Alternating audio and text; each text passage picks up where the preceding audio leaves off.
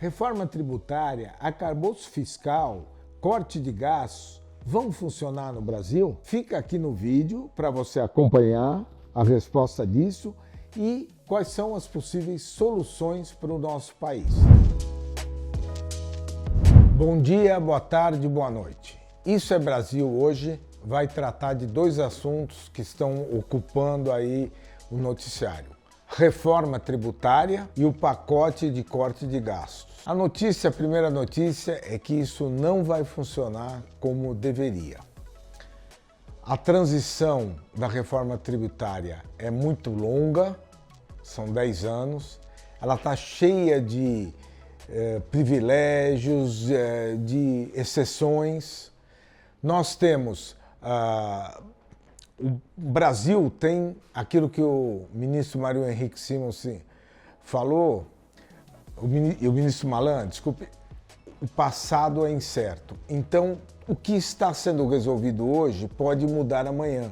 O presente muda tudo o que o passado foi. Então, nem o passado é certo. E nós não temos tido o foco para resolver. Normalmente, reforma tributária, que é uma coisa muito tempo, nós estamos com 40 anos aí com um sistema tributário para ser mudado, ele é feito como para resolver uma questão momentânea. Em vez de atuar na causa, eles atuam nas consequências para diminuir o ruído do momento. Então, nós temos um problema nessa área e temos outro problema que é os dribles que acontecem no arcabouço fiscal. O arcabouço fiscal foi feito para quê? Para você ter despesas iguais ou menores que as receitas. E à medida que você vai incluindo despesas e vai criando excepcionalidades, isso não resolve, porque você continua com mais despesas que receitas, só que elas não aparecem na lei.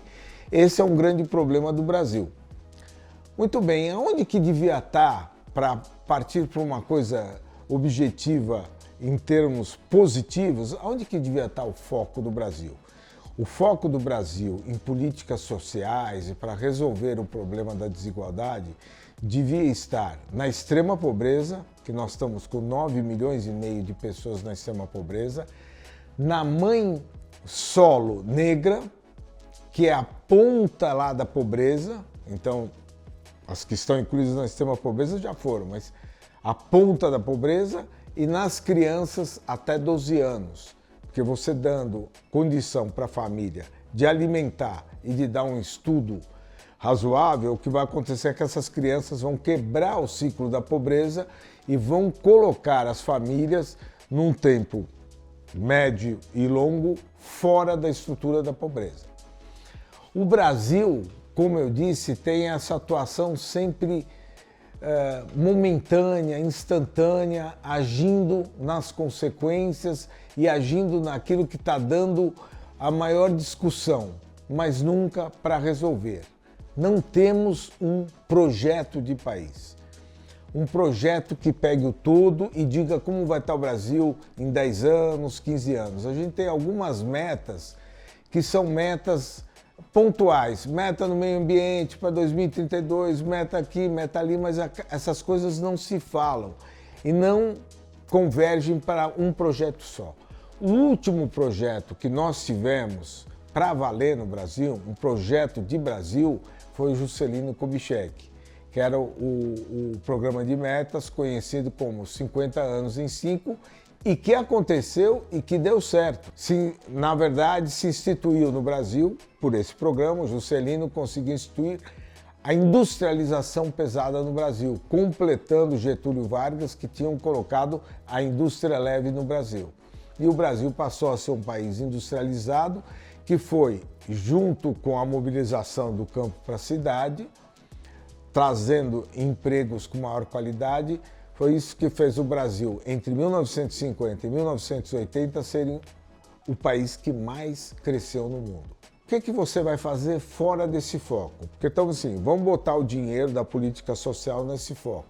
Mas como desenvolver o Brasil fora dos que estão nesse foco? Com o desenvolvimento regional, com o emprego local. Isso Nós estamos, por exemplo, desenvolvendo um programa aqui em São Paulo, que é o Zona Leste Somos Nós. Zona Leste tem 4.600.000 habitantes e tem 13% do emprego da cidade. Ela tem 35%, 34% da população, 13% dos empregos. Se você tirar a subprefeitura da Moca, que é a parte rica, onde está o Tatuapé, o Eixo Platina, você tem só o resto inteirinho da Zona Leste, com 4 milhões de habitantes, cerca de 4 milhões que restam, você tem 6% dos empregos da cidade. Quer dizer, é um grande problema e por isso que a Zona Leste não cresce, porque vira uma zona de passagem onde não se fixa a riqueza. O que nós estamos fazendo lá? Criando empregos locais, ou seja, a pessoa trabalhar lá, ganhar o dinheiro lá e gastar lá. Porque você cria um ambiente econômico onde um sujeito trabalha aqui e consome ali, etc., etc., de maneira que aquela região dá um salto de qualidade e as pessoas dão um salto. E esses empregos, principalmente, têm que vir da onda do Joseph Schumpeter, um dos grandes economistas mundiais, que é a destruição criativa, que faz o quê? Faz com que você tenha um grande salto, como foi a Revolução Industrial, e nesse momento essa onda schumpeteriana é inteligência artificial e a transição energética, onde o Brasil pode ocupar um papel espetacular. Então, é aí que o Estado deveria investir. Aí o Estado vai pegar o dinheiro do seu investimento, porque ele concentrou o dinheiro das políticas sociais naqueles focos que nós falamos, e aí isso é para resolver mesmo. Ele vai concentrar aí e vai ter uma articulação Estado e mercado. Não existe nenhum país do mundo, nenhum país que se desenvolveu medianamente ou muito, que não tenha uma articulação do Estado com o mercado. É uma bobagem total falar em Estado mínimo, essas coisas, querer diminuir a participação. E é uma bobagem total você abrir mão do mercado. O mercado é quem sustenta o emprego. O Estado induz, e aí a gente tem que levar em conta o sábio conselho do nosso John Maynard Keynes. O Estado não existe para fazer o que as pessoas, as coisas estão fazendo um pouco melhor, um pouco pior e tal. O Estado existe para fazer aquilo que a iniciativa privada não está fazendo. É para abrir novas fronteiras. Aí, então, que deve estar o investimento do governo, e aí nós vamos ter, com essa articulação, uma multiplicação dos empregos. Isso é o Brasil que nós queremos. Continuar nessa coisa que a reforma tributária está fazendo e o pacote de corte de gastos, que é uma certa hipocrisia, um auto-engano, uma mentira que a gente está contando para nós mesmos, que é parecer alguma coisa. O Brasil tem uma hipocrisia que é manter a desigualdade. Nós estamos mantendo a desigualdade, mantendo um sistema que faz com que a desigualdade seja permanente e agora está um pouco melhor, mas sempre muito aguda. Nós temos 59 milhões na pobreza, 9 milhões e meio na extrema pobreza. O que nós teríamos que trabalhar nisso? Na coisa mais profunda, além daqueles focos que eu falei, a coisa mais profunda está principalmente na reforma política. A reforma política deveria ser a mãe de todas as reformas. A reforma política muda a maneira como o país pode ser governado.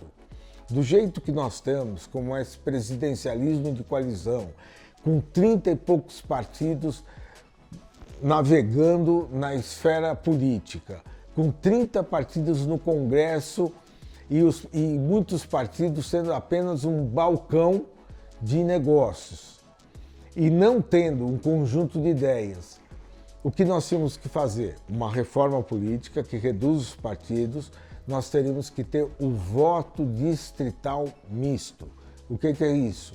É uma parte, 70% da população elege deputados, representantes por distrito e pode cobrá-los, porque sabe onde o sujeito mora, sabe onde ele vive, tem contato com essa pessoa, e 30% dos representantes são eleitos através da votação no partido.